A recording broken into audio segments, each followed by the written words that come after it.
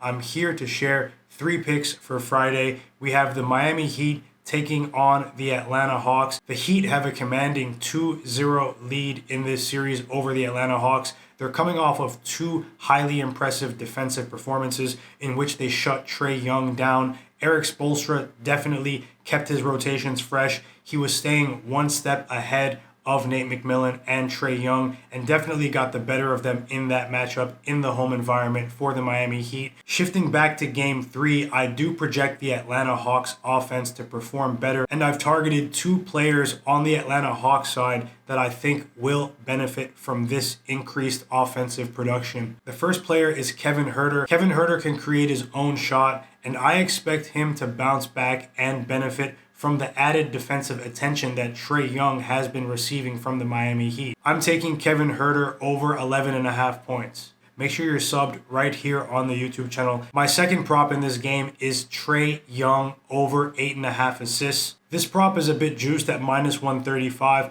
but I expect Trae Young to have a more free-flowing approach to this Game 3. The adjustment Trae Young needs to make in Game 3 is trusting his teammates to make shots, because he's been under immense pressure as soon as he begins to advance the ball. I'm expecting a much sharper version of Trae Young, featuring better decision making and quality distribution. I'm taking the over 8.5 assists for Trae Young. Trae Young has gone over 8.5 assists in 17 of his last 25 games. That's good for a 68% hit rate. And Kevin Huerter has gone over at a 60% hit rate over his last 25 games. My last pick comes in the matchup between the Phoenix Suns and the New Orleans Pelicans. We all received the terrible news about Devin Booker potentially being out for the next 2 to 3 weeks, and surely being out for the rest of this series against the Pelicans. There is one part of their offensive attack that I do not think is sustainable against this Phoenix Suns defense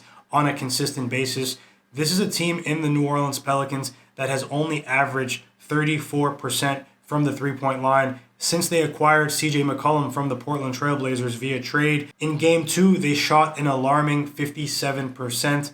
I do not think the Phoenix Suns were disciplined defensively, and they just didn't approach the game with the same defensive tenacity that we've grown accustomed to seeing from a Monty Williams coached team.